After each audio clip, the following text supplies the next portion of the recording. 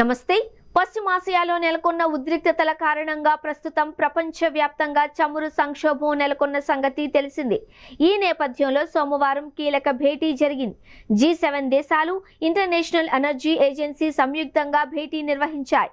ప్రస్తుతం నెలకొన్న చమురు సంక్షోభం నేపథ్యంలో అత్యవసర సమయంలో విడుదల చేయాల్సిన చమురు నిల్వలపై నిర్ణయం తీసుకున్నట్లు తెలుస్తోంది.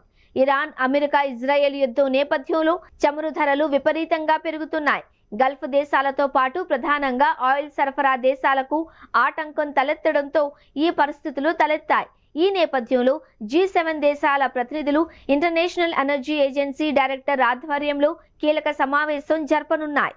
ప్రస్తుతం చమురు సంక్షోభం తలెత్తడంతో అత్యవసర సమయంలో విడుదల చేయాల్సిన చమురు నిల్వలపై IEAకు చెందిన 32 సభ్య దేశాలు నిర్ణయం తీసుకోనున్నట్లు తెలుస్తోంది. ఈ నిల్వలు మొత్తంగా సుమారు 1.2 బిలియన్ బ్యారెళ్లుగా ఉండగా వాటిలో 300 మిలియన్ నుండి 400 మిలియన్ బ్యారెళ్ల వరకు విడుదల చేసే అవకాశాలు ఉన్నట్లు తెలుస్తోంది.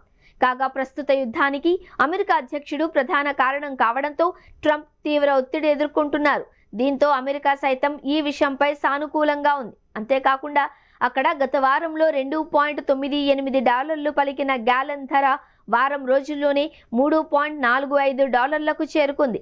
ఆర్థిక నిపుణులు ఈ ధరలు మరింతగా పెరిగే అవకాశాలు ఉన్నాయని హెచ్చరిస్తున్నారు. దీంతో ఈ నిర్ణయం తీసుకోనున్నట్లు తెలుస్తోంది.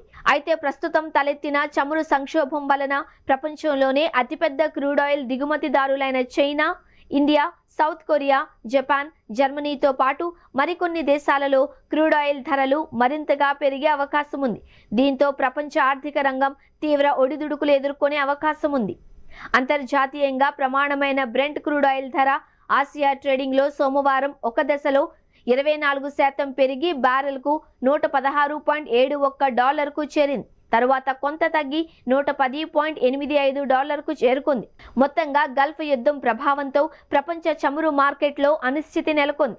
ఈ పరిస్థితిని అదుపులోకి తీసుకురావడానికి G7 దేశాలతో పాటు IEA తీసుకునే నిర్ణయాలు కీలకంగా మారనున్నాయి.